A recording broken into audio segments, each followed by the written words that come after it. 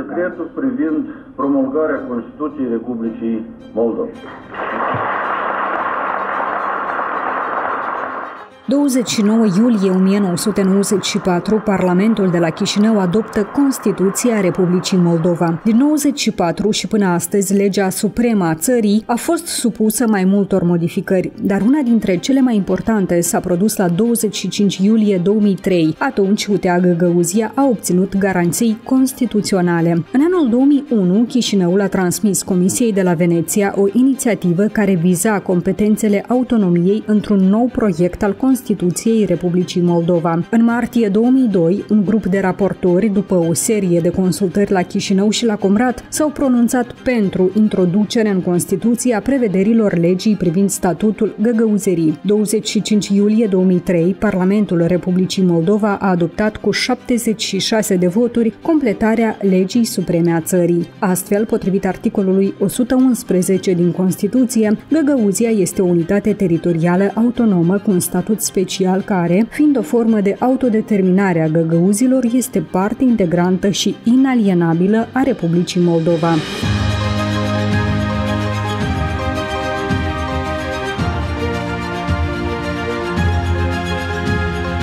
Pe teritoriul Unității Teritoriale Autonome Găgăuzia sunt garantate toate drepturile și libertățile prevăzute de Constituția și legislația Republicii Moldova. În Unitatea Teritorială Autonomă Găgăuzia activează organe reprezentative și executive potrivit legii. Pământul, solul, apele, regnul vegetal și cel animal, alte resurse naturale aflate pe teritoriul Unității Teritoriale Autonome Găgăuzia sunt proprietatea poporului Republicii Moldova și constituie totodată baza economică a Găgăuziei. Bugetul Unității Teritoriale Autonome Găgăuzia se formează în conformitate cu normele stabilite în legislația care reglementează finanțele publice și regulile bugetar-fiscale, contribuind la autonomia financiară a regiunii.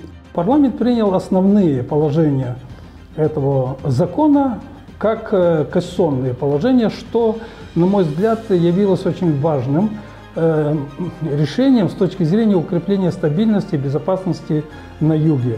Не только в автономии, но в целом в государстве.